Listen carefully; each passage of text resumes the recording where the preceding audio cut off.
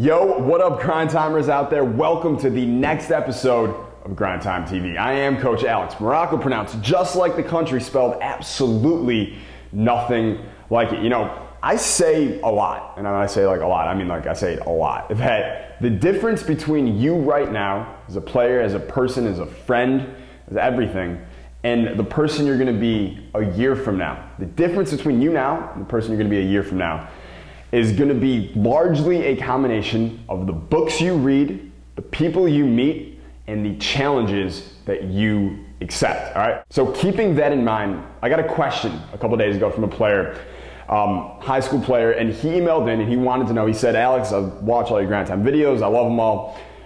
You mentioned in a video, I think like a week ago or a couple weeks ago, about books, and you said all Grind Time players should be reading at least one book at a time. You are always reading 2 books at a time. True story. And he's just wanted to know, what books would you recommend that I start reading to better my game? You know, what books are you reading right now? I want some ideas for what to be reading. Again, books you read, people you meet, challenges that you accept. All right, so I thought it was a great question, and the reason that I think books are so important is there are a lot of people that have been on this earth before me and you, right? I mean, I don't think we really realize or can like visualize how many people have been on this earth and lived lives and learned lessons in their time before us. I don't know the exact numbers, but I mean, it is like hundreds of thousands, if not millions of years and generations spanning that whole time of people who've lived on this life, who have dealt with struggle, who have overcome a lot, and have learned an unbelievable amount of lessons that took them their entire lives to learn, whether it's 50, 60, 70, 80 years, whatever the lifespan was in the time they were around. So when people write books, things like biographies or autobiographies or nonfiction books with just lessons that they've learned in their 20, 30, 40-year careers, or people even back in the day when they were living, what they do for us, it's like a huge gift to us, I don't think people realize, is they basically condense decades of wisdom into days, all right? It's decades of wisdom, their entire lives, the biggest lessons that they learned, you can learn them in a couple of days when you read the book or the books that they've written, right? For basketball players, obviously basketball's only been around for about 100 years now, but there have been a lot of great players before us who've written books on this subject, great players who've written biographies and things like that.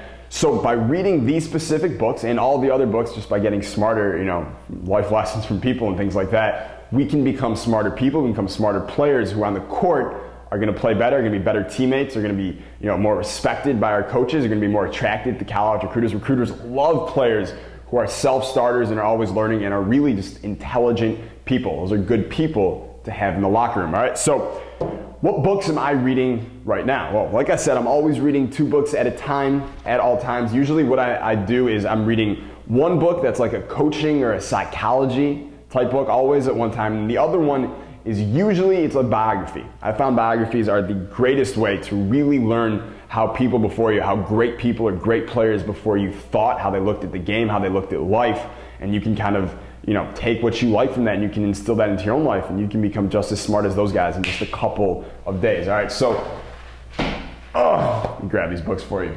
Last 2 books that I read, just finished these up last night actually. So first one was a coaching book. It was called A Lifetime of Observations and Reflections on and Off the Court. That is a mouthful. By John Wooden.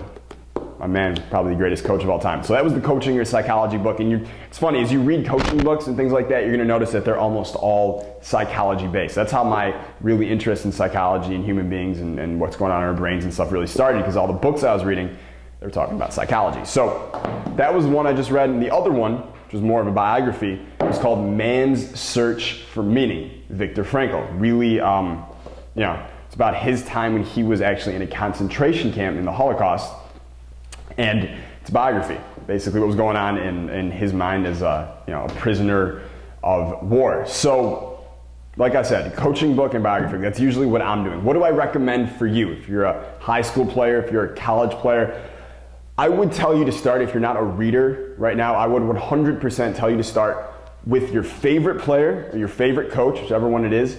Read their biography, okay? So first real big book that I ever read was Steve Nash's biography. It was called Steve Nash, A Long Shot's Journey to the NBA. It was by Jeff Rudd. Came out in 1996. I think I got it in like 2000, 2001. And I read that book like 30 times. All the pages are all screwed up now because I just read that book so many times. But in it, I gained a lot of knowledge. I gained a lot of inspiration. And I really learned how Steve Nash, when he was a high school player, how did he improve himself? What was he doing? How many shots was he putting up a day? You know, how many hours was he spending in the gym? What were his workouts like? I actually did an interview with his high school coach.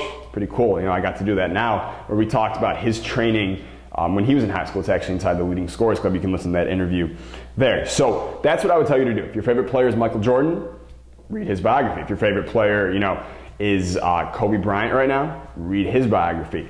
You know, if your favorite player is like Tim Legler or something like that, there might not be a biography on him.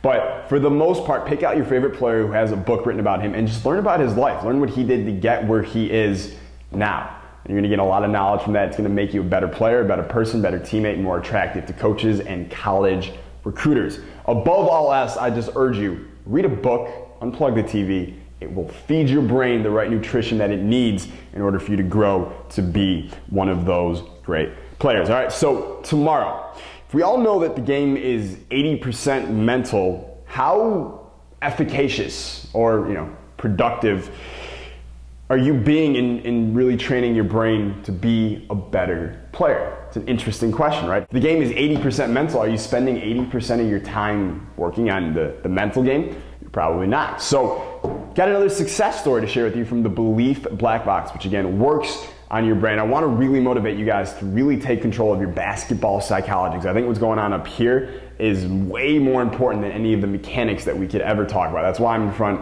you know, of the camera here talking to you, as opposed to just being in the gym and showing you a bunch of drills. Anyone can show you a bunch of drills.